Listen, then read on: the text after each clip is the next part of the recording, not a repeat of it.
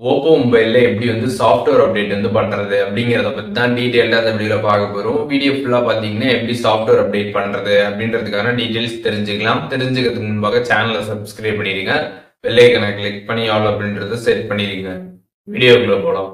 Oppo மொபைலில் இருக்கக்கூடிய settings app வந்து ஓப்பன் பண்ணியிருக்கேன். ஓப்பன் பண்ணதுமே உங்களுக்கு சாஃப்ட்வேர் அப்டேட் வந்து ஷோ ஆனிச்சு அப்படின்னா மேலே பார்த்தீங்கன்னா சாஃப்ட்வேர் அப்டேட் அப்படின்றத வந்து காட்டும். அதை நீங்கள் கிளிக் பண்ணி கூட சாஃப்ட்வேர் அப்டேட் பேஜுக்கு வந்து போயிடலாம்.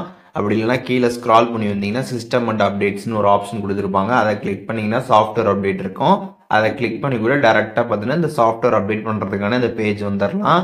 இதில் வந்து மேலே பார்த்தீங்கன்னா வந்து உங்களுக்கு எவ்வளோ டேட்டாக்கு பார்த்தீங்கன்னா வந்து அப்டேட் வந்துருக்குது அப்படின்றது வந்து கொடுத்துருப்பாங்க. 1 ஜிபினா 1 ஜிபி, இல்லை வந்து 500 எம்பினா 500 எம்பி, இந்த மாதிரி வந்து உங்களுக்கு எவ்வளோ டேட்டா அப்படின்றது பார்த்தீங்கன்னா இந்த இடத்துல வந்து கொடுத்துருப்பாங்க. அதை நீங்கள் வந்து பார்த்துக்கணும். அண்டு கீழே பார்த்தீங்கன்னா வந்து உங்களுக்கு டவுன்லோடு இன்ஸ்டால் அப்படின்ற ஆப்ஷன் வந்து இருக்கும். நான் ஆல்ரெடி வந்து டவுன்லோட் கொடுத்தனால எனக்கு ரெஸ்யூம் பண்ணி நான் வச்சுருக்கேன். அதனால் ரெஸ்யூமில் வந்து இருக்குது.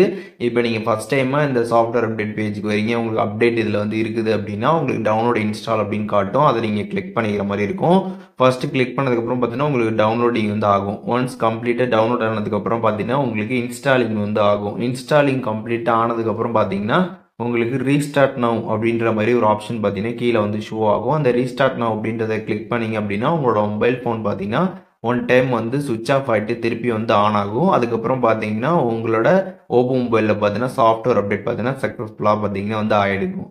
ஸோ இப்போ எப்படி வந்து ஓப்போ மொபைலில் சாஃப்ட்வேர் அப்டேட் பண்ணுறது அப்படின்றதுக்கான ப்ராசஸ் பற்றி தெரிஞ்சிருப்பீங்க. இதில் எதுவும் டவுட் இருந்துச்சுன்னா கண்டிப்பாக கமெண்ட்ஸில் மென்ஷன் பண்ணுங்கள். நான் எல்லாருக்குமே ரிப்ளை பண்ணுறேன்.